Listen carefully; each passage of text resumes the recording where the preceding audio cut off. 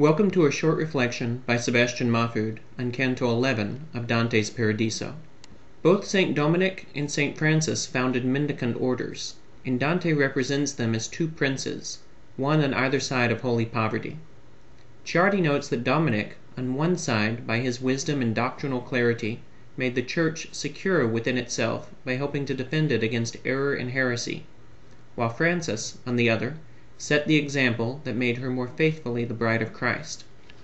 While the Franciscans embraced humility and absolute personal and corporate poverty from the very foundation of their order, basing their charism on the idea of the absolute poverty of Christ and his followers, the Dominicans embraced personal poverty after the manner of apostolic poverty in Jerusalem, as described in Acts 4:32-35.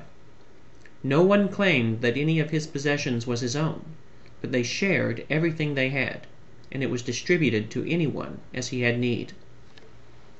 In Dominic's last will and testament, we have an overlap with the Franciscan vision of humility and poverty, as he writes, "Behold, my children, the heritage I leave. Have charity for one another, guard humility, make your treasure out of voluntary poverty." In spite of the distinctions in charism, then, both St. Dominic and St. Francis started out with the idea that members of their order should not hold personal property or acquire corporate wealth. To demonstrate the harmony of heaven's gift of both mendicant orders, Dante has Thomas, a Dominican, praise the life of Francis, and will later have Bonaventure, a Franciscan, praise the life of Dominic. This life of poverty Francis embraced at the age of 24, giving up the inheritance a year later following an incident with his father, whereupon he removed his clothes, gave them back to his father, and said, "Until this hour I called you my Father on earth. From this hour I can say in full truth, Our Father which art in heaven."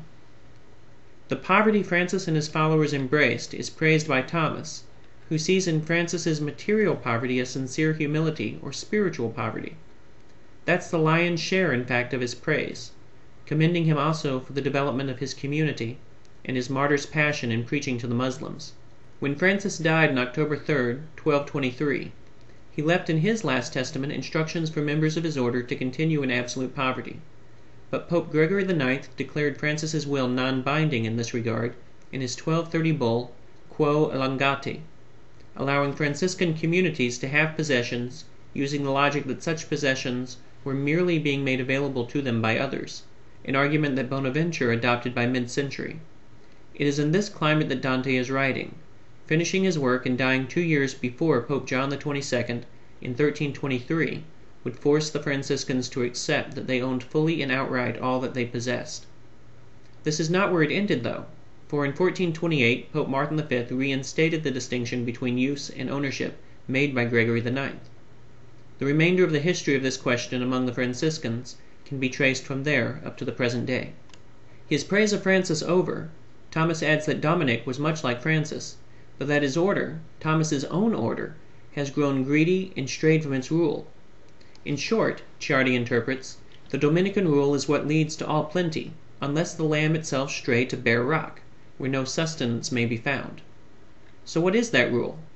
It includes the untiring study of sacred scriptures with fervent prayer and voluntary personal poverty, for the purpose of apostolic ministry in its teaching and preaching, whereby, as Lumen Gentium puts it, the Dominicans believe what they read, and meditating upon the law of the Lord, teach what they believe, and practice what they teach. They should, furthermore, because they live in the world, develop those human virtues which make their ministry credible to the people, such as goodness, sincerity, mental strength, and constancy, assiduous concern for justice, civility, generosity, and every other virtue which makes them lovable to all in the Lord. Dominican priests also profess poverty, celibacy, and obedience. For the Dominican nuns, according to the Monastery of the Blessed Sacrament, cloistered Dominican nuns, withdrawal from the world for the sake of an intimate union with God leads to a deeper communion with the world. For Dominican laity, like St. Catherine of Siena, contemplation of the Creator lends itself to right action within the creation, as demonstrated by her working for the reformation of the Church, and her ultimate success in restoring the papacy to Rome following its Babylonian captivity in Avignon. These are all the fruits of embracing the rule, and those who do embrace it can live the fullness of their lives within the great expanse of God's heavens, while those who miss the opportunity might continue to live in the short territory between the ground and the top of their heads.